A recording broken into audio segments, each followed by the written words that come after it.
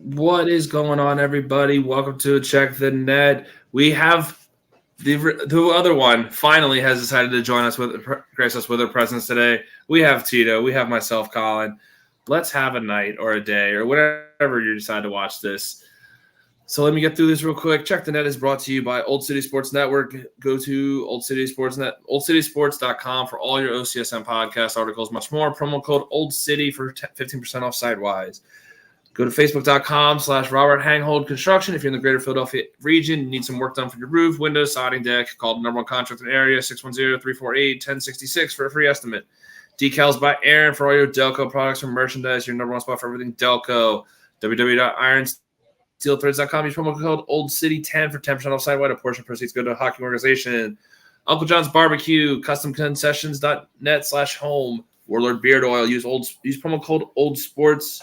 OLD Esports. If you're in for an old fashioned, click the link. Whatever. If you're old fashioned, click the following link.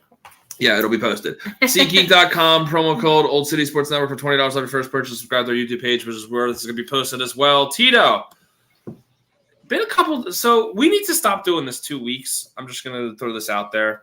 I mean, last week was a rough week for all of us. I think. We were feeling the high of the Atlanta game, and we were feeling the high of, yelling at Alan Chapman, which we're going to get into for obvious reasons. And then when we wanted to do the episode on Thursday, my daughter decided that she wanted to be the game hero, goal-scoring game hero. So we didn't do the episode then. She got a celebratory dinner. Yeah, she got celebratory dinner because that was the whole plan was we were going to do an episode that night, but this 2 weeks thing, we need to get over this. But no, stop working for me. You stop working on Tuesday nights, and we're getting done later. I can't. Tito, thank you for being available pretty much whenever for us because it really helps out a lot. It's basically our ed. But how's life over there? Before we get union talk, how's life? How the girls? How's the fam? How's everything? Everything's great, man. The kids' day was beautiful. We had a lot of fun. Kids' day. I'm going to say this right now. Kids Day. Okay, bye-bye. Kids Day, we experienced all 4 seasons in a single freaking day. Yes, we did. It was like decent when you got there at like 2:00, and then right before you walked into the stadium. So you couldn't even do the Kids Day shit unless you went there before everything, right? So we actually started walking in like around 3:45, right? Does that sound right? Yeah. Yeah, we started walking around 3:45 because it started to downpour on us. And we were like, well, this is just great. So then her and I actually ended up getting the suite just because we had both the kids. We figured if we're going to see Kids Day, we might as well just be cautionary because of that being there. Smart idea because that was beautiful. And that was a lot of fun that we got to talk about too because Kylie had a once-in-a-lifetime thing was playing with all the kids and not realizing who the kids were. So that was awesome. But then starting the game, warm-ups are okay. There's nothing rainy. And then it's like a freezing rain for like 5 or 10 minutes, it felt like. You saw the river end, all the ponchos gone, then you saw them come off, then you saw them all huddling up. Like, it was actually kind of hilarious seeing everybody go through all 4 seasons of the 4 seasons of Pennsylvania, essentially, because that's exactly what it is. I'm going to switch this over because this way I can look at you. I feel like I'm looking at you and not myself. Don't ask me why. I prefer to, if I'm looking at the camera, I'm looking at you. But yeah, so let's get into Atlanta. We'll get into Atlanta. We'll get into DC. We'll get into some massive breaking news that popped out yesterday from Fabrice, which is very impactful for the Philadelphia Union. And since Ashley is not here, this is actually perfect because she didn't watch a single minute of this game. Atlanta, brother, I am beside myself with how we overcame it felt like everything in that game for Atlanta. When it comes to Alan Chapman, I don't know how he gets games in Philly because everybody sees that he's so biased towards us. Like that, this isn't being a classic Philadelphia fan or any. Alan Chapman hates Philly, and it was so obvious with every call that was made. Am I right or wrong on this? Oh, you're absolutely right. And I actually spoke with a couple people that know the inner workings of the MLS, and the first thing they said is, "What did you expect?" I mean, this is how he is every time. It doesn't matter if he's in Philly or if Philly's playing somewhere else. This is just Alan Chapman against the Philadelphia. Yeah, so it's not just a hate. Like it's not just us as fans going, "Oh, this ref has something against us." He actually, it genuinely feels like he does. Am I right about that? I would assume so. Or he feels like he has to control. If he controls the union, then he controls the game because we're more physical. Yeah. Where we play, I don't want to say we play a dirty game because we don't play a dirty game, but we play a gritty game. And a lot of referees don't like that because then they have to feel like they have to be nitpicking at every little piece. Yeah. Yeah, that was one of the things too that you can actually. I'm just going to switch over here. I'm going to pull up these stats. You just look at the stats too. Besides the score being 3-0, everything is in Atlanta's favor. Possession wise, they had 73%. Shot attempts, they had 12. We had 11 fouls that they called on us, and they still only ended up with 5. Yellow cards 2-1, red cards 1-0 because of the Lukic bullshit. Which again, total moves that we kind of expected. Do you know what I mean? Like Lukic has become that very passionate person and a very passionate player that we've all grown very fond of because of what we've had in the past when it comes to Philadelphia, right? Yeah. But it seemed like Chapman was kind of gunning for him, and it was over the littlest things, and that was Lukic's first Chapman experience. Yeah, I mean, right? So I didn't go back and watch the second yellow when he got the red. So yeah, from what I understand, he was just standing there, and the guy kicked the ball off of him. And he's just basically called him for obstruction after he had shown some passion, kicked the ball against the wall. I mean, and even that was kind of like okay, I guess I understand where you're going. You're trying to, lay down the law and, swing your stick. So I get that. But the second one, from what I saw on the field, I don't see where that's a yellow card or even a cautionary on his side, I mean, I think that was one of those ones that we can all point to that Chapman was like, all right, fuck these guys. Because let's be honest, that's kind of what it was coming down to, it felt like. But to play a man down for as long as we did and hold a clean sheet is pretty impressive. Now, I mean, Atlanta's not firing all cylinders and fully whole, which is, something I wanted to talk about when we get into this because, I've kind of said this a few times on the pod, and I've kind of said this now a handful of times in conversations outside the pod. We got to beat good teams. Yeah. We really need to stop, we're going to the cup after beating up on a DC or beating up on a beat up Atlanta or, a short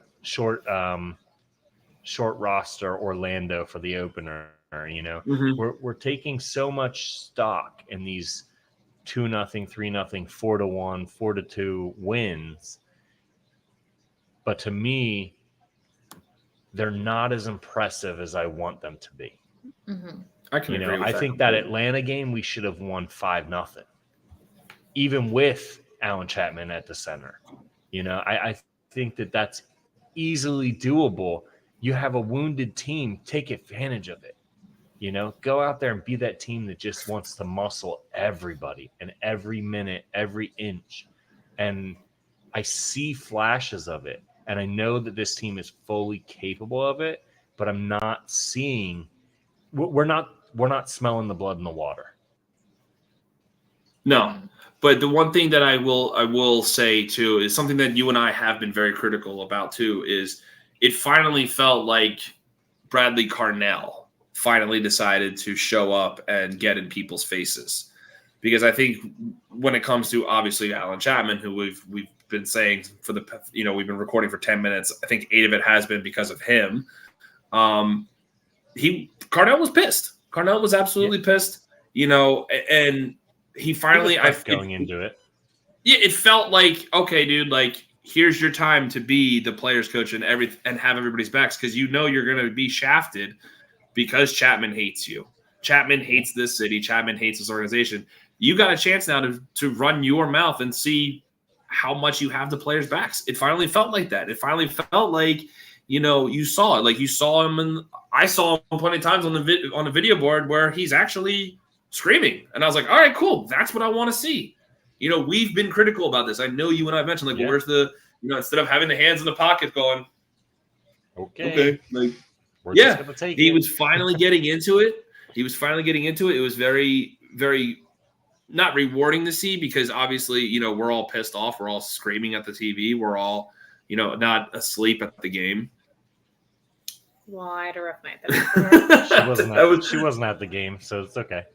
That was the wedding. That was the wedding hangover from hell. But she's okay to sleep at home. She wasn't at the game. Yeah, she was. He's like, put on the game. I said, sir, my eyes have been shut since 7:00. Yeah, the worst part about this was Quinn's goal. She didn't even answer, dude. She was asleep at Quinn's goal, and I'm like, it's 8:00. It's like, how are you? And she out cold. And that was impressive. I woke her up when I got back. And she goes, how's the game? And I go, I fucking hate you. And she goes, what did I do? And I go, you got Quinn's goal right immediately. She goes, I'm soccer Jesus, and then fell back asleep. What happens when you're soccer Jesus? And then just fell right back asleep. I'm like, how the fuck is this? Yeah, so, just let's talk about that real quick. Quinn Sullivan is finding his own fucking, I don't know. I'm so sorry. I'm not trying to swear this year. I've said this a lot. But this kid is playing out of his mind this year. He really has come into himself for sure. I think part of it, I'm going to say this, and this doesn't going to be controversial, but I think it's a little part of, you know what, little brother, you're going to go away, and I'm going to have my career year. I'm going to try and follow you. I think a big part of it is he's not being thrown up front, like as a striker. He's actually being able to play that attacking midfield position that he is so comfortable. It's such a natural position for him. You know? I get that there's the competition with his brother and everything like that. His brother is younger. He's not as fast. He's not as dynamic, Now, with all that being said, we all know the Quinn traps. There are some Quinn traps, but he's learning from those. He's picking that up in the film room or with the coaches, and he is fine-tuning his arsenal. And that is so great to see. He's always kind of been like one of the younger fan favorites for me. I've always had like a lot of respect for him as a player. I think that he leaves everything on the field, and he doesn't care about what is, his name isn't the point of the game. It's the badge, and he shows that game in and game out, and that's pretty awesome. Yeah, and it was awesome too, and it's awesome to see when he does Quinn bangers like that. That volley in the corner, Guzan just froze. I don't know how that ball made it through. And I watched the whole replay because I didn't want to get mad at myself, but I saw like the highlight goals because Quinn's goal was like goal of the week, I'm pretty sure. Goal of the match day. Yeah. And I don't know how it made it through like the 7-8 defenders of bodies that were right in front of him. And Guzan had no idea. By the time Guzan saw it, it was already in the back of the net. That's how much pace that thing had. Well, look at the assists that he had as well. I mean, to save that ball at the line and be able to hook that baby back in. Whew. Yeah, that was unbelievable. Beautiful. Absolutely beautiful. All right, he's playing murder ball, and I love it. That's what I like to see. He's smelling the blood, and he's going to take advantage of that. Sure, is he going to put a couple over the bar? Is he going to put a couple wide? And that's natural. Any player, Look at how long we had to deal with Carranza doing that. Uwas had some issues with that. That's nothing new for anybody up front in any league. No, I'm not expecting every time it leaves his foot to go in the back of the net, but the few times that I've felt like it has left his foot, I'm like, damn, that's going in. It goes in. It's really fucking cool to see. It really has been. We're talking like a baller. We're talking goal scorers, right? Let's bring up the quiet member of the goal scoring squad right now, Danley Jean-Jacques. what a 2-game stretch this guy's been on with the form he's been in. The man's got 2 goals on the season now and back-to-back games. Love the Mbappe post because he's just like, I'm a badass, you ain't. Love that. But it starts off in the Atlanta game. Uo with a beautiful feed. Great finish. I wasn't expecting this kind of touch from Danley, but damn good finish for goal number 2 in that game as well, right? Yeah. Like, I'm not crazy when I say that, right? No, I mean he's taken this opportunity of Lukic having to be out, and he's maximized his opportunity here. You know, I mean that's what I see. I see that he's hearing Lukic's name being called. He's seeing the pump action that he's getting. Whether it's he's seeing it on social media or he's hearing it through the media or whatever. He wants a taste of that. Mm-hmm. Yeah. I mean, I'm pretty sure if I remember correctly, the Danley's goal in the Atlanta game that came after Lukic's red card. Am I right? I believe so. I believe so. So that just goes to show you too. Oh, here we go. Let me look. Jovan Lukic, 56th minute. Danley's 50th, right before he got. Okay. But still, Lukic being on the field, it's still Danley stepping up and taking that. Maybe Lukic was playing a little bit back because of the yellow card. Danley stepping up, making a beautiful run. However, still, Danley getting the goal in that game was not on our bingo cards. If we even look at it, even with our game, damn it, Yeah. Oliver locked my phone out a little bit. Give me a sec. Goal scorers. Ashley had a 1-1 draw with Quinn being a goal scorer. You had Rafa and Baribo. I had Ua, Baribo, and Bruno. Like, Danley's not been on our cards literally all season. But I think Not that for goes to scoring goals. say, yeah, with what we were saying a couple weeks ago of the Cheers. amount of talent that is on the bench, right? Everybody's going to practice and they're fighting for their minutes, and there's only so many minutes to give. There's a wealth of talent that's sitting there not getting the minutes or not getting the opportunities until something like those red cards happen where they have to step up and take on those roles. And then we really get to see where all that depth is. So that's been cool. I mean, I only saw the highlights of that game because I was Zonked conked out by but 8 o'clock. definitely a cool moment for a young one. Yeah, for a young one for this franchise too. It's not even that he's that 20 years young. We're just scratching the surface, but he's still young within being a Union player essentially because we got him so late in the season, right? And he's finally.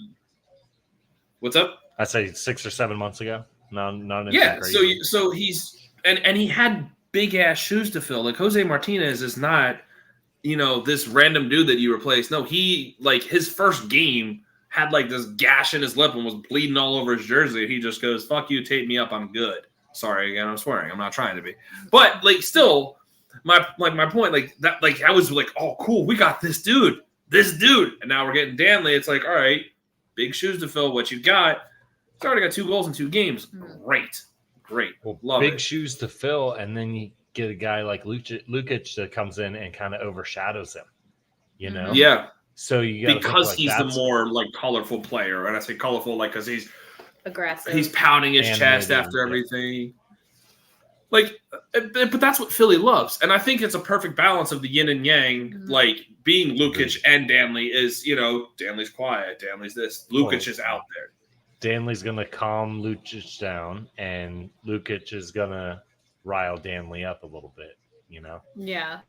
I'm actually excited for this next game because we're gonna have both of them back, and now that Danley's scoring, I'm actually kind of excited to look forward to the this. chemistry looks like. Yeah, I mean, because we're seeing this team grow. We're so back, by the way, baby. I didn't get to say that so far. We're so back, baby. 2 in a row. I know. Shut up, Tito. I know you're so low. But anyway. You need to stay off Reddit. Me? No, yeah. I'm on Reddit and nobody knows. I'm on Reddit and nobody knows, and it's great. But I went over to ESPN for something. I forget what. But, so what we were saying is the first 3 games, this team, nobody knew. Then we went on the little slide where you and I and everybody we've been talking. We're saying are we going to get the first 3 games back? Are we going to get this team? What's it? This team's still really realistically figuring each other out. Right. Whether it comes from Carnell and his strategies, whether it comes from the chemistry, because we do have basically a whole new lineup. It feels like this point with a whole new formation. You're replacing massive players. Like Danny Gazdag is not, again, he is who he is to us. We've talked about this last week. We've talked about this all season. It's love of my life. Yeah, thanks. Just love of my life, apparently. So there you go. Ladies, hit me up. But like, so Danny Gazdag, not an easy replacement, especially in this franchise. I get it. People have his doubts about him, but the man still scored 60-plus goals for you as 60, right? Or I'm 59. Sorry, 59. Still scored 59 against all comps, right? That's no easy shoes to fill. So Indy Vasilev's going to have a problem, that because he's not Danny. He's always going to be overshadowed by that. Jose Martinez being your number 8 for so long, now you replace him with Lukic and Danley, you're going to have that like, oh, well, you have 2-1, or is this going to be good enough? Like center backs, you go Makanya, you had Jan being hurt, Makanya's got to step up, Harriel being the Swiss Army knife. Like there's just so much rotation and so much like chemistry that's still left to be built. It's great to see. But we're going to have a lot. I think we're going to have still some of those rough stretches that we just got out of. Mm-hmm. And for us to sit here and say that, we're in third place in the East right now with a 10-plus goal differential, it's good to know. You know what I mean? Like, but I think we got a lot more to figure out with this team, right? Baribo got a goal. Where did we sit this time last year? 5th? Yeah. Well, because we were still undefeated. Remember, I think it was after like 7 weeks, we were still the undefeated squad because we were 3-0-4. So, and that was the veteran team that they trotted out for the 3rd straight year to be like, hey, run it back. They're going to figure it out. Now we got this new stretch of teams and this new stretch that, is this the new norm? You know what I mean? Like, is this what we're going to be expecting? I still don't know. I'm going to enjoy the past 2 victories that we've had because they've opened 3-0. However, what's our next big the next 5? challenge? The next 5 are going to be challenging outside of the Montreal game on Saturday, and not including the Open Cup. Just talking about regular season play, because we go Montreal, then we have Columbus in Philly, then we have LA in Philly, then we go on a short week. On a short week where we have a U.S. Open Cup game in between that week, or not in between, but it's right before the Columbus game. So we go to Montreal, we come back, we play the U.S. Open game. Then we host Columbus. Then we host L.A. on the short week. Then we go down to Atlanta. Which I'm going to be honest, I think that's going to be a loss because we never play well on turf. And they're looking to be healthy by then, Yeah. And then we come back to Miami here. Yeah. So and that's a rough stretch. I think in order to show that this swag is real, we need to win 3 of the 5. To me, that's what will prove it to me. If we can win 3 of those 5 games, you have Montreal, which should be a gimme, but it's always a trap game for us. You have Atlanta if they're not all the Montreal's Montreal's a trap. We've gone to Montreal a lot. Anytime we go, let's take a step back. Anytime we go north of the border, it feels like a lot. It's been a loss. Like even look at the past few years when we're going into Toronto. Toronto's dual citizenship. They played the Cavan card with him being 15. We ran into that. Then we got blown out 4-1 last season. Yep. We go into Toronto. Feels like a loss. Like it just feels like anytime we cross the border, it's that rough ass stretch. Like we don't know. They're a trash team, but we're gonna deal with what we always deal with up there, which is questionable. Always new coach. Maybe we have a little bit of a different prep. We have a different mode when we're there. Hopefully, that's great. I mean, the team in Montreal is not great. I think we should run over them. I think that it should be a heavy run over. I think you should build confidence with that game knowing that you have Columbus coming back and Gazlag's return on Saturday. You have to. Yeah. You have a U.S. Open game, which is round of 32. I don't want to say that a U.S. Open game's a gimme, but come on, we're playing Indy 11.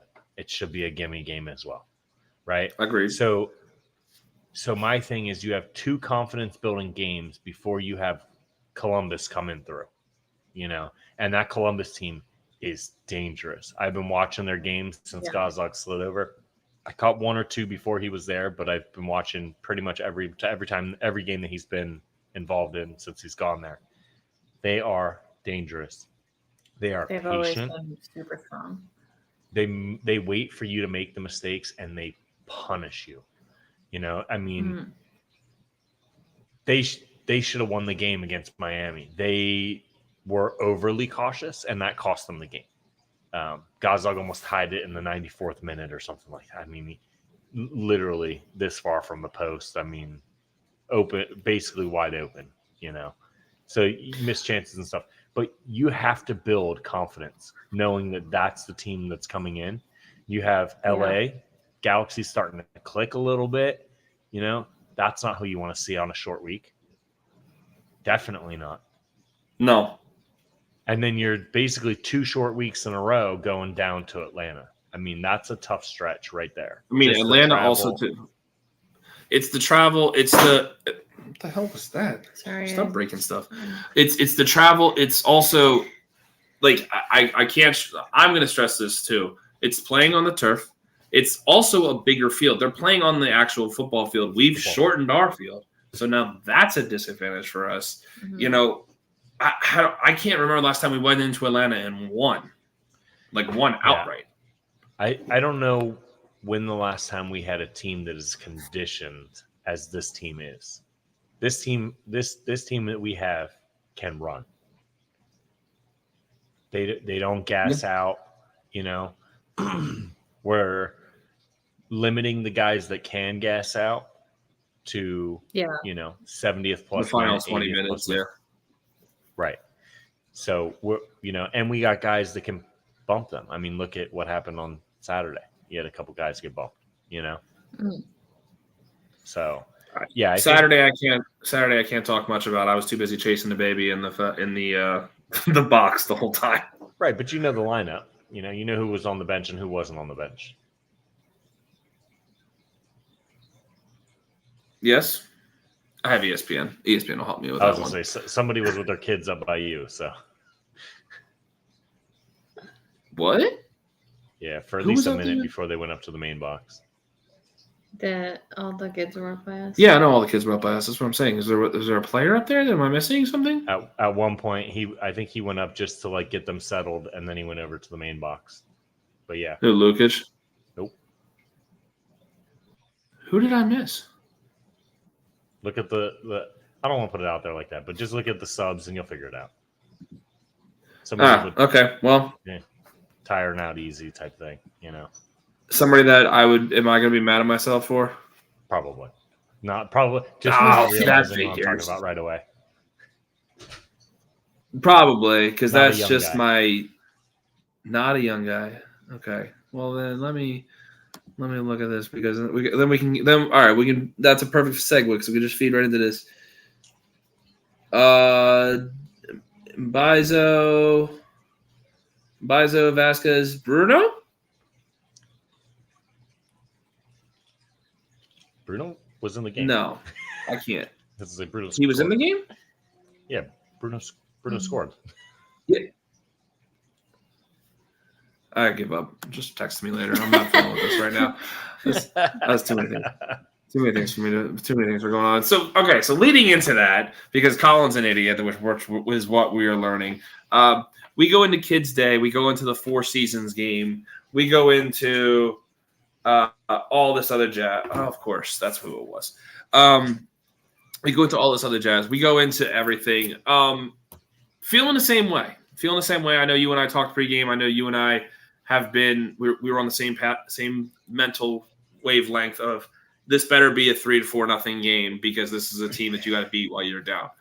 Thankfully, we didn't get to play the game because neither of us texted Ashley or said, "Hey, we should do a prediction game," because I'm pretty sure we were both going to hit it right on the head with a 3-0 victory. Goals different, probably been the same. I did.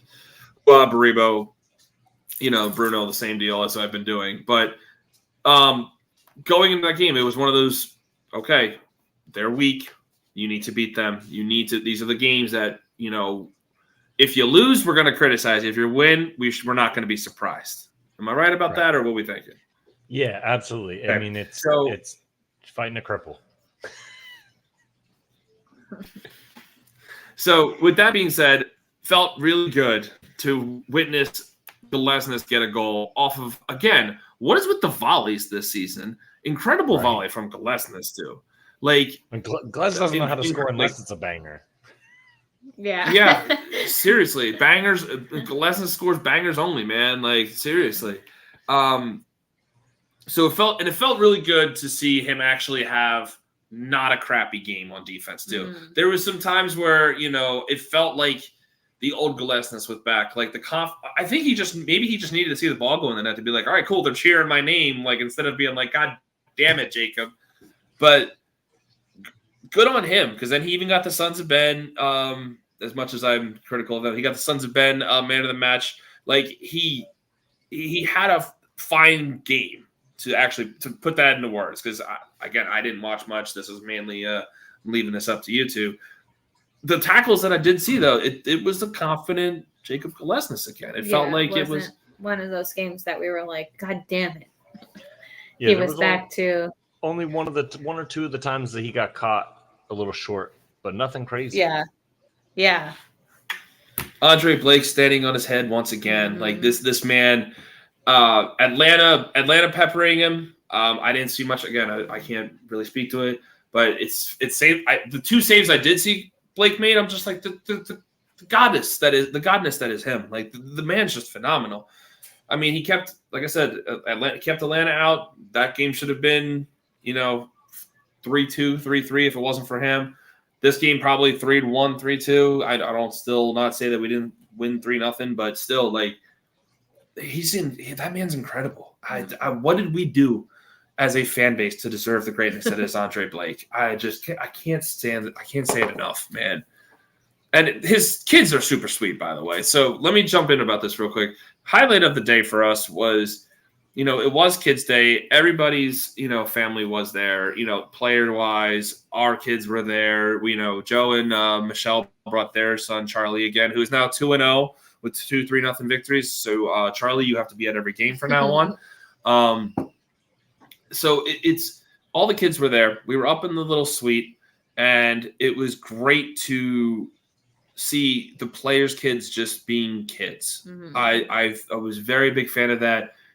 I wasn't being like, I knew who they were, but I wasn't getting like being fangirl over here. Like, they're just kids. You know what I mean? Yeah, like, they're playing keep away. Kylie said, "Can I play?" And they all said, "Sure." So they're playing with Kylie. She's showing how she's doing throw-ins, and they go, "Oh, you play soccer?" She goes, "Yeah, I play too." So then they started passing her the ball. Like, shout out to the kids. Like, they were some great kids. Oliver then decided to bully some of the other babies that were up there, and I'm not going to mention names because I don't want to get DMs from the players. But my son was a dick to them. He's throwing soccer balls at babies. Yeah, and he was taking the soccer balls from the babies. And I'm like, dude, you can't steal from the kids. And he would look at me. He only knows how to play with Kylie. Yeah, so. And he would look at me and go, no, as I'm taking the ball from him, trying to give it back to the baby. And he's just like, no. And I'm like, oh, my God. I'm going to get an angry player DM to be like, hey, why was your son mean? I'm like, they're the same age, man. Leave me alone. I swear to God, dude. It was so funny, though. Because there's Kylie playing with the other ones, just playing soccer, and then there's my son just going, running people over. Yeah, it was, oh, my God. So embarrassing. So that was our little side note of the day. Here, you got some side noteworthy for the Kids' Day. Whew. Yeah, Penelope, she came up big. She asked Cav for his jersey for like the 100th time, and he kind of looked at her with like a half smile and was like, I guess, yeah, all right. For Kids' Day, yeah. And she was over the moon. She lost it. She was, the only thing she was like holding it like, it's wet and sweaty and it's inside out. So can you fix this for me? I'm like, yeah. So I like undid it for her. And then, she's like, won't let it go walking around the stadium. Yeah, was that cool. picture of her with it was adorable. She was so excited. Yeah. It was her so little cool. puppy dog face paint. I mean, Yeah. it was too precious. Kids Day was like the perfect example of Kids Day. Yeah. The kid gave the kid the jersey. Like the kids were like, it was overall like that's why we've become fans. Like that's like not. I'm sorry, I've been a fan of soccer my whole life. This is a fan of my team but this is why like she's gotten involved because she's loved the way Kylie was into it. Seeing moments like that, like, and as parents, all three of us. It's awesome for our kids to go through that and see that, like, get those little golden experiences. Mm-hmm. You know, another prime example was, my birthday match. It's my birthday, and my daughter's on the field taking selfies with Lukic. You know what I mean? Right. Like, that's one of the cooler things that I love about the MLS and I love about our franchise is our players do connect with the kids more than anything. You know, Rafa, podcast favorite. You know, we love our Raffanello. He knows my face, but he knows you better. But he sees my face, and he's like, I remember this kid. And then I show him Oliver, and he goes, "Damn, he got big." Like, I love that he knows still. You know what I mean? Rafa, you ever want to come on the pod? I open invite for you, my friend. I would love to talk to you. But still, like, you know what I mean? Like, it's those type of memories that you can't ever forget. You know what I mean? Like, I love knowing all this stuff, and I love. Back to the Atlanta game, I love that we had Keystone State Ultra chants, and we had the Mr. Brightside. We had Mr. Brightside singing on, and my no. This is something you didn't get to witness during the warm-ups, huh? Were you shirtless? No, I actually wasn't shirtless. I know. Shirtless. I was very. I had Shore was Kalen gonna standing happen. next to me. Wow, 2 games in a row. I had Kalen But you standing. kept your shirt on. I had Kalen standing next to me, and I was trying to be good uncle. As embarrassing as I was, because Kalen was trying so hard to flirt with Kevin. I'm going to throw her under the bus here. I can't wait to send her this tomorrow. I was like, I'm not going to, like, I was like, I should be shirtless right now. She goes, please don't. I'm trying to flirt with Kevin. But during the 65th minute when Mr. Brightside was singing along, I noticed 2 of our favorite players that decided to sing along as well, and I saw them singing it, and I screamed out loud, and the one immediately fell over laughing, and it was our boy Chris Donovan, and he looked up, he started hilariously laughing, and Rafa looked back over me and goes, "This dumbass just screaming at us again." It was great moments. Like, vibes were high for as shitty as Chapman was. Vibes were high at Atlanta, and one of my favorite things too was during one of the Chapman's like terrible calls, which again there was so many of them. I screamed out before Rafa was about to go in. I was like, "Yo, Rafa, you should longest yard him." And he looked back and he's cracking up laughing because he knows exactly what I'm talking about.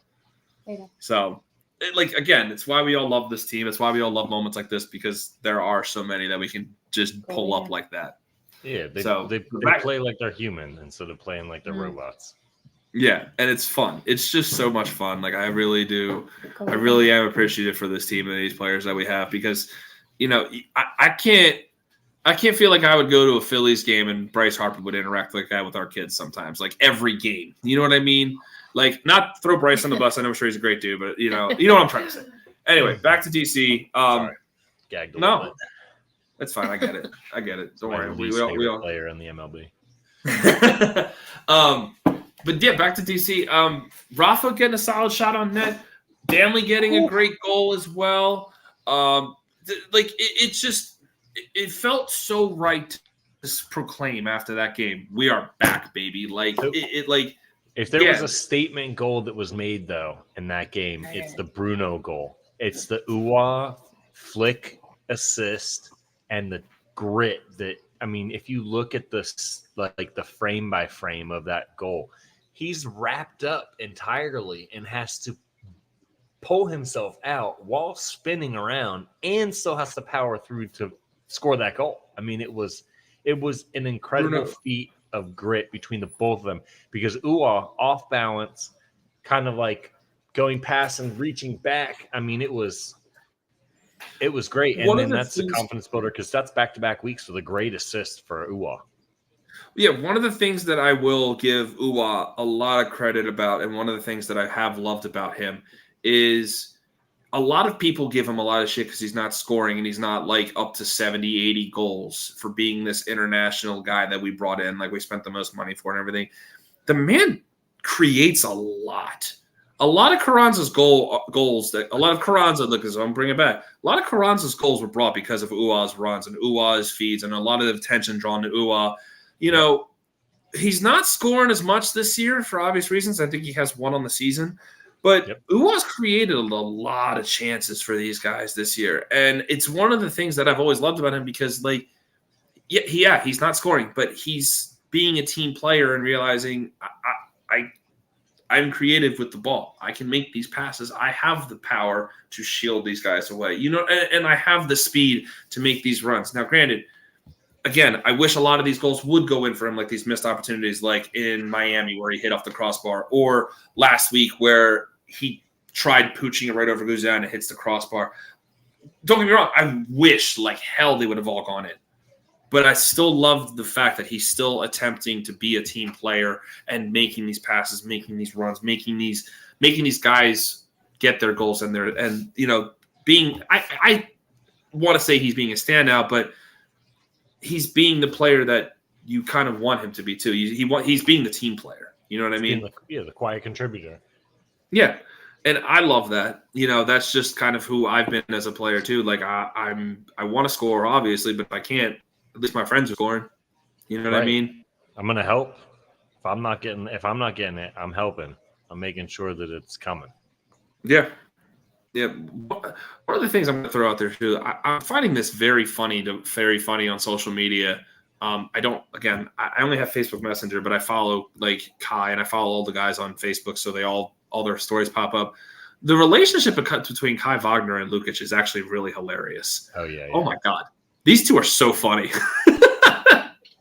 Yeah. I mean, it's pretty hilarious. The picture that Astrom had taken of Kai like smiling during the opening thing. And he's like, when you see your boy in the stands or something. You see your boy, and he tags you see your boy Lukic in the stands, and I'm just like, oh my God, these guys are so stupid.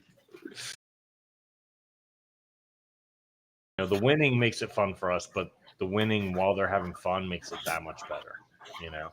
Yeah. Again, they're not robots. They could be, but they're not.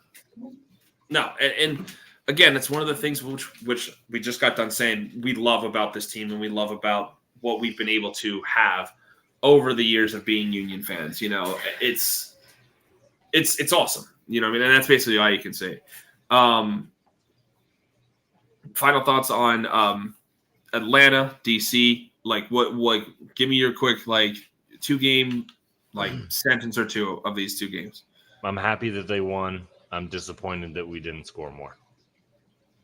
I can get behind that. Give me something. Madam.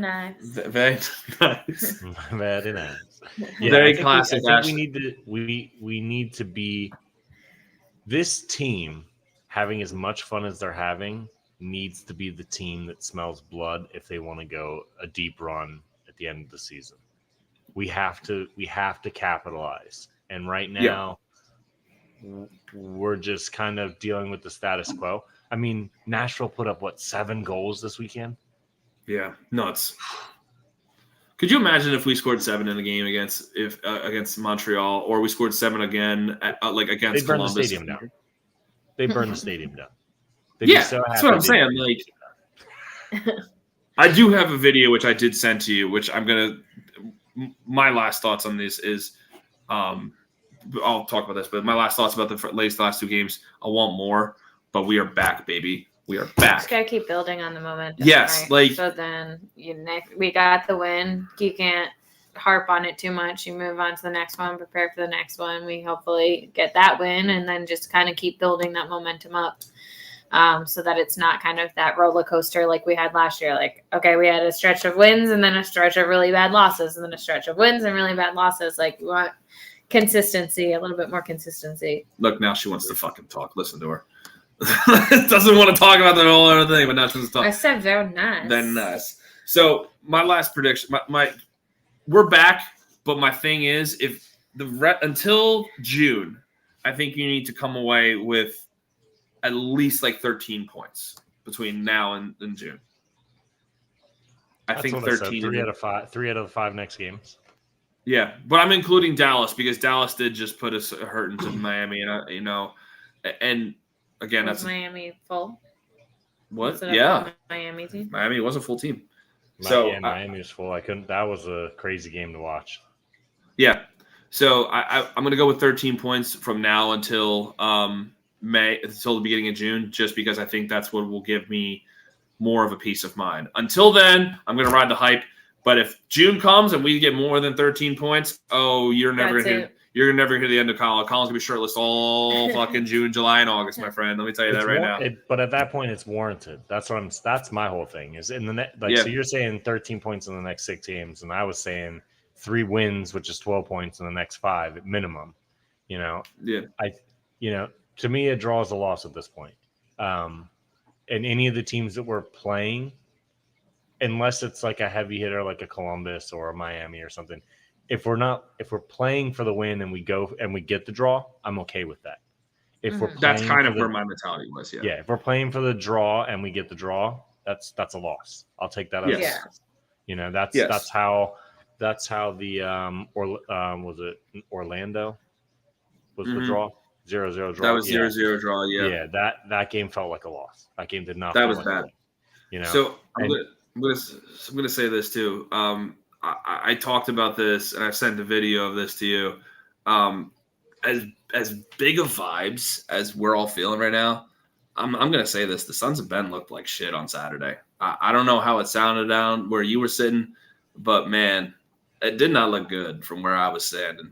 It was hard to hear like the actual chants and stuff, but I also think that Jared not being on our side with the microphone or megaphone or whatever you call it, I think that plays a role. Like you don't hear that megaphone that's like kind of rallying the stuff up. And honestly, I mean, outside of the first few rows of each section, that's it. Like, and not even each section. It's like 36, all of 37. Yes, it's 36, 37, 38, and that's it. I sent you the video. Well, 39, they have they will go off of some of them, but they kind of do their own thing a little bit. We know that 139, 140, they kind of they play off of it, but they do their own thing. I love it. I love 139 and 140. The crew that's in the first 5 rows of 139 is unbelievable. I love everyone. It's so funny. They're so funny. They're passionate, man. They're passionate. I don't want to say they're the most passionate because that would be unfair to the other sections I don't know, but they are passionate. Those guys have fire. They're ready to be there, no matter what. They don't care if there's a supporters group. They don't care if there's another fan in the stadium. They'll do it all by themselves. They don't care. I was just shocked to see it not fill back in. Yeah. I get it. It started raining. Sure, some people went and took shelter, underneath the whatever. What's it called? Concourse. Thank you. The concourse. Yeah. But to see it not fill back in when it got sunny was strange. The sides filled up. Yeah. I was going to say a lot of people actually left. Like you saw the stadium during warm-ups being pretty full. And then by the 18th, 20, I mean, I don't know, give it a little bit of time because people were walking around trying to dry off or stay dry or whatever. By the 30th minute, everybody was pretty much back in their seats. That was kind of still there. I will say something real quick too. I can see the argument for why people don't want to build the stands above the Sons of Ben. I can get it, but it's still the dumbest thing I've ever heard. They need to expand the stands, in just my opinion. They got to sell out. Yeah, I mean, I know that they sell the tickets, but they got to have people show up. If this section is packed from end to end, I'm okay with it. But I completely agree. But I can get the argument. You know what I mean? Like I'm looking out as I'm standing there on the balcony and I'm looking out. I'm like, wow, it was pretty. It's so pretty. But I'm like, I'm here for the game. It is a pretty view to stand out on the balcony over there and see the cargo ships go past and stuff. That's cool. But again, to your point, the people that are actually watching the game to watch the game because their fans aren't standing on the deck watching the cargo ships. They're watching what's happening on the pitch. Right. So, sorry, but sometimes they have their backs to that view. Exactly. That's what I don't understand when people in that section are like, "Oh, but the river," but you're not even looking at the river. You're looking at the other way. So, what do you care? Yeah. I think it's less. I think I hear less gripe about the fans, or from fans about putting like more seats behind it, and I think I hear more just like it's not worth it from the front office, and I don't disagree with them.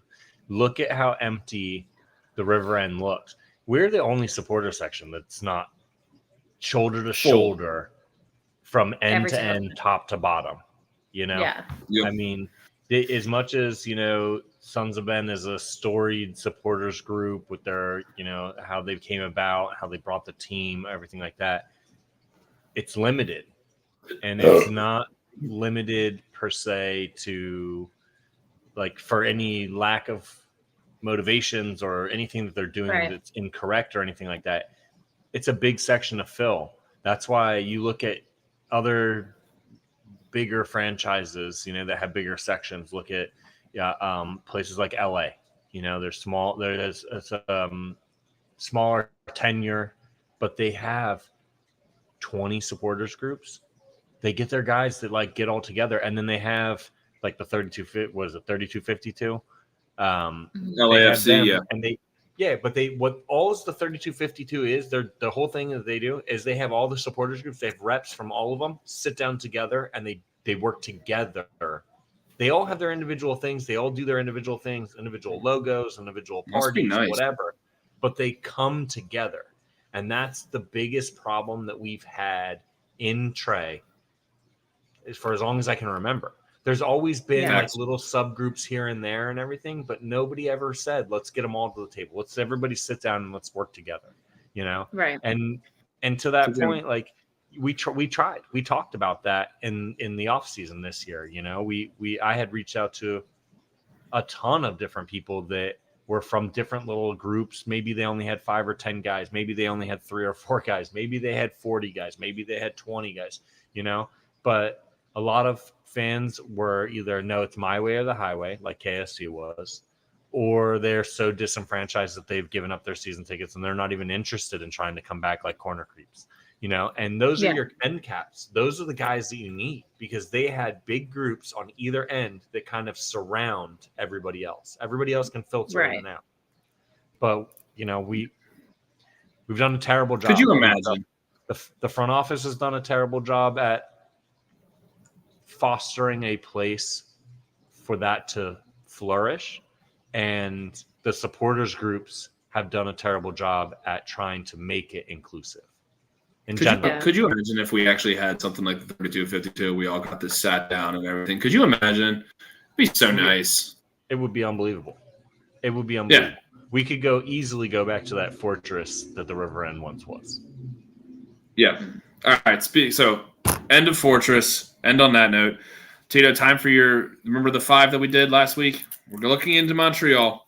I need three things you're looking for and 2 hot bold takes.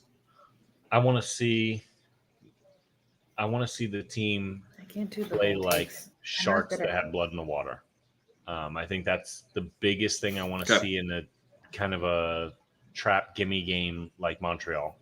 I want to see the passion from Carnell to continue. I feel like we kind of got a little rocked in DC. That Kai Wagner, I don't know if you went back and watched at least that takedown on Kai Wagner, studs up to the back of the legs, no card given. Yeah.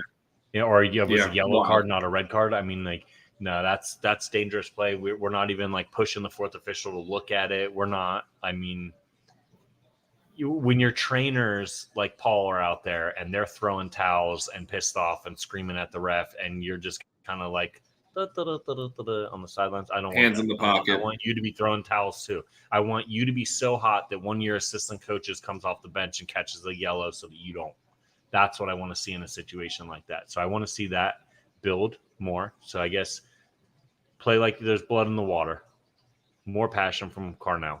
Again, I mean, I think I'm going to continue to say that until I see that. And maybe it's not the coach that he is, and I understand that, but I'll still say it. I don't care. The third thing is I want to see subs come in a little earlier just so that we're rested because we have a long stretch the next 2 weeks. 4 games in 2 weeks. That's a lot. It's like, what, 4 games in 10 days? Something like that. No, I think it's 4 games and like 14. Something like that. Yeah. Let's go with that. Yeah, let's go with that. Or it's not pretty either way. It's going to be 5 games, right?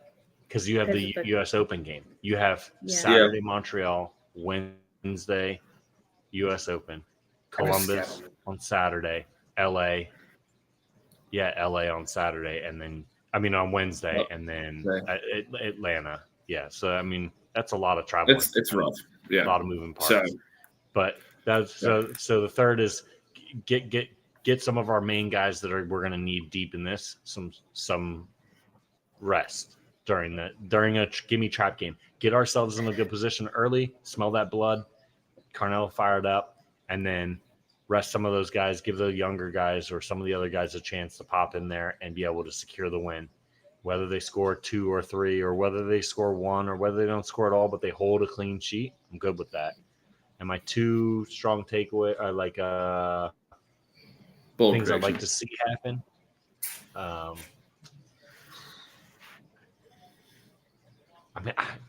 going to keep saying it.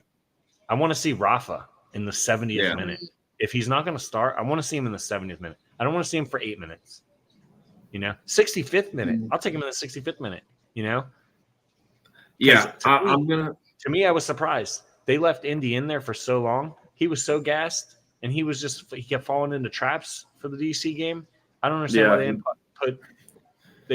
why they left him in and they didn't put Rafa in the 65th minute when they were starting to make changes. I think that's gonna tie in well with what you were saying about you want to see the youth because you got so many games. I think you have to see some Rafa extended minutes at like 65, 70 at this point, especially because Carnell's proven that Indy's his guy, which nothing wrong with that. But you can't wear the dude out because of how many games you got going on now. You know what I mean? Yeah. And if I had perfect world, Uwa with a brace and an assist. I like that a lot. I like that a lot. Again, we were just talking about his facilitating. So, do you want to even give it a stab at it, or do you just want? Okay. You just want? Okay. Well, can you give me a bold prediction for just one for the game? Just give me something that you think could happen. Give me something. It doesn't even have to be something that you think is going to happen. Something that you like. So basically, the whole reason we came up with this is so how they always say people watch football and then Monday morning they're all talking about the mistakes that were made, right? Monday morning quarterback or whatever it's called. We're trying to do that before the game, so it's not it's the suggestion is there. We're putting it out there. This is what we would predict. This is what we would say. This is the idea that we would have. So that it's not oh yeah. Well, it's nice to say that after you watch the game. Yeah. Okay. So while she thinks of one, I got this. You ready? Here's my bold that I would do. We're talking about the subs. We're talking about everything. 65th minute or 70th minute. Cavan and Rafa come in. And those are your 2 attacking mids. Cavan just got the news. Sorry, we didn't break this earlier, but Cavan just got the news that he's probably going to go gone in the summer. Let's play him. Play the kid. Fuck it at this point. He's gone literally in 2 months. Play the kid now at this point. But if you're going to play him, you got to play Rafa. For a month. Still. And it's not really going to hurt because we have that big break in July. Yeah, and we don't really play him as is, but still, play him. Fuck it. Let's have some fun. Especially if we're up 3 or 4-0 at that point, play the kids. Play Rafa. Play Dono. Play Cavan. Play Eddie. Let's have some fun. Montreal's -10 in their goal differential. Montreal's at the bottom. That's the blood. That's the blood. Give me the Sharks. Give me the kids. Give me Cavan. Give me Rafa. Rafa's not afraid to shoot. No. Rafa's going to be up. This is going to be 3-4-0. Rafa's still going to be fucking firing piss missiles from 40 yards out. Let me see this. That's my bold prediction. I think 65th, 70th minute, this first substitution, it's got to be those 2. Let me see the kids. Let me see the kids. Let me see that. Let me have some fun. You know what I mean? That's bold prediction number 1. Bold prediction 2. I'm not going to go Uwa brace. I'm going to go Baribo brace. I'm going to go Baribo brace, but Uwa's got those 2 assists. I like the way those 2 are forming off right now. I really do. And I think so those are your 2 goal scorers that I'm gonna go with, actually. But yeah, that's my bold. That's my Monday morning. Is I would just see Baribo getting the brace, and I think Uwa's got those 2 assists because I like the way the shape Uwa's in right now. Because a lot of things are floating around about him, and I'm just like, don't like hearing that. You know what I mean? As a fan of this guy that I've been since we got him, I don't like hearing those rumors. You know what I mean? So, but what I want to see is I want to see the substitutions, like you said. I want to see more Rafa. I think the kids have. I think this is the game that if you're gonna do any sort of crazy ass changes, or just even give some of these guys a rest, I think this is the game to do it. Yes, it's a trap game. Yes, we've never really played well across the border. You're coming off a vibe. You're coming off where you got your fans up. I think even if you just want to put 1-1, just have one young kid, if you want to start Don on this game, I would get it. You know what I mean? Like, I think this is the game that you would just start 1-1. Like, have maybe Quinn and Cavan start as your attacking mids. Maybe give Indy a break. Maybe your defensives, you got Lukic and Danley back. That's fine. But maybe Makanya, Boglesnis, and then, have some – I think this is the game to have some fun with it. Just my opinion. But I do want to see that. I want to see some more rotation. And I want to see 6 goals. That's what I want to see. I think this is the game that you're the kids. That's the blood. That is the blood. They're at the bottom. Kick them while they're down. Hang 6 on them. Prove people like us, where we're sitting here saying this is a trap game. Prove us wrong. Eat them. Just eat everything. Jaws it.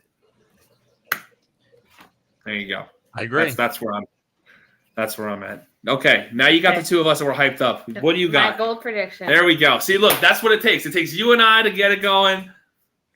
We are going to see a very late substitution of Mr. Captain Olde Bedoya come in, finish the game for us. Keeps the vibe up, finishes the game. Bedoya with a goal? Bedoya with a goal.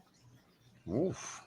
That's a really bold one. If honestly, I swear to God, every time I go gold, something happens. If she gets that right and Bedoya gets a goal this game, we're throwing away the scorecards. Very late substitution. We're throwing away the scorecards. She's out, and you and I are doing this. If Bedoya gets a goal, I'm done with the game. That's it. Okay? Going on record, because it's going to be on Spotify. It's going to be YouTube. If Bedoya gets a goal, she's kicked off the game. We're done. That's it. I will admit to soccer Jesus. I would just like to see Bedoya, that veteran. I mean, we kept him, right? What was the point of keeping him? Everybody said that. But I agree. If the vibes are there and we're trying to change things up, put a veteran out there with some of the young guys. Let them learn from somebody like that. In those pressure situations, I don't think he should play 90 minutes, but I think you sub him in and let him play with some of the young guys and let them learn. I like that. I do too. I'm gonna tell you right now. I'm gonna fucking kill myself if she gets this right. All right. So with that being said, that was our little 5 that we like to do. One last area of expertise. What are you doing? Okay. Yeah, do that one. One last area of expertise. Soccer Jesus has graced us with her presence and got a Quinn goal from the last game that we did. So the last game that we actually did with this was the Atlanta game because we are idiots and we didn't get to do another one. But this woman decided to go Quinn goal, Quinn man of the match, getting her a total of 4 points for that. 4 points. Man of the match is a 3.2. Oh, is it? Yeah, it's man of the match and correct score is 3 points. So Ashley Taylor's up to 16 points because, wait. This doesn't include you. Are we including what the Sons of Ben said, or are we doing with what I saw online? The Sons of Ben did not have.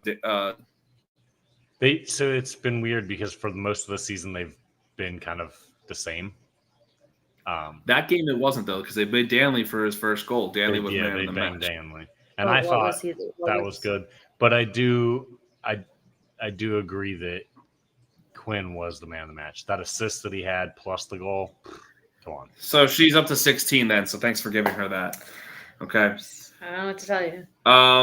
Tito with a Baribo goal gets 1 point. Oh, sorry, 2 points because he got the win. So you're up to 7 points, my friend. Yes. I am really mad because I was 1 goal away for Atlanta to score to have gotten 3 points on that. But I got a Baribo goal, so I got 1 point. So and the win, so I got 2. So I have 8.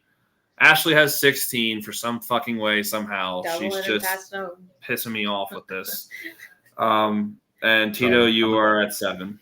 I'm gonna hit the Uno reverse card and say it's gonna score like golf at the end. Yeah.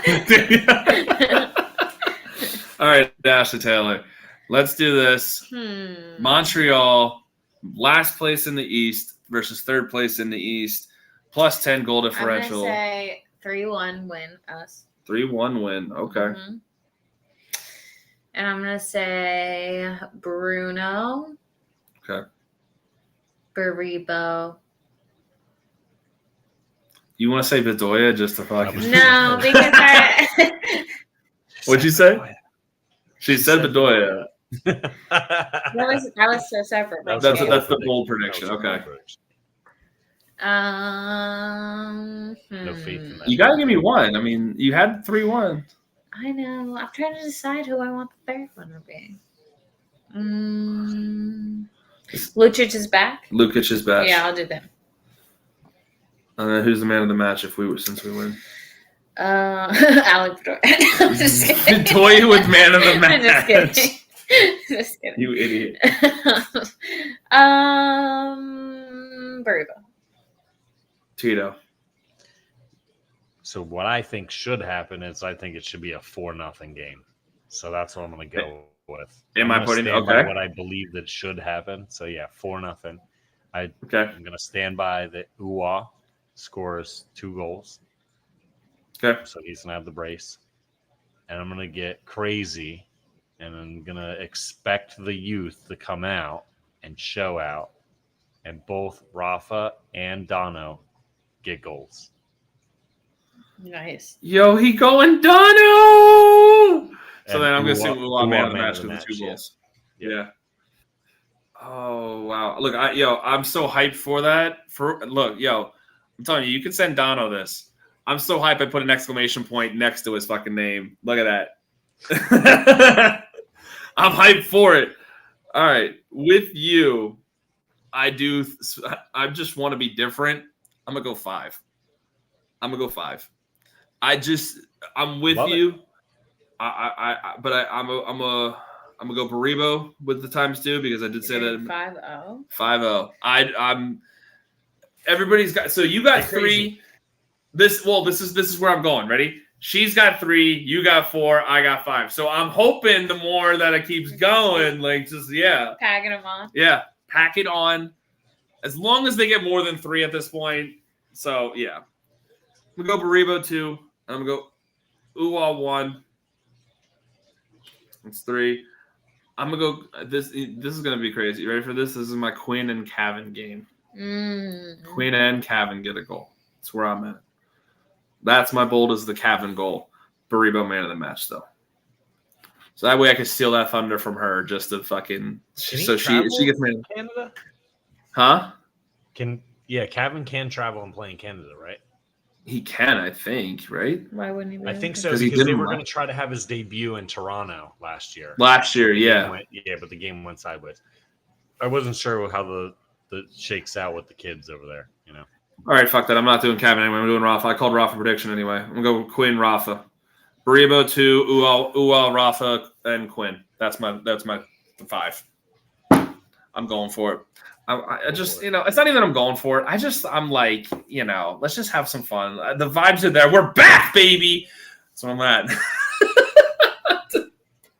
Oh, my God. We're so dumb. I love this fucking show. I love doing this with you guys. Anyway, thank you, Jesse Bell. Thank you, Old City Sports Network. I've been putting the little sponsors underneath all of our guys. Check all the stuff. If you want to go back, watch the show, let us know. Tito, man, is we're on Discord. He's on Dupe and Delinquents on Instagram. Go check his stuff out. Go join. We're having some fun over there as well. Ashley Taylor's on Facebook and Instagram, Twitter, everything. I am no longer there, so don't find me. Anyway, appreciate everybody for watching, listening. Tito, let's have some fun. We're back, baby. Keep saying it on Saturday. Oh,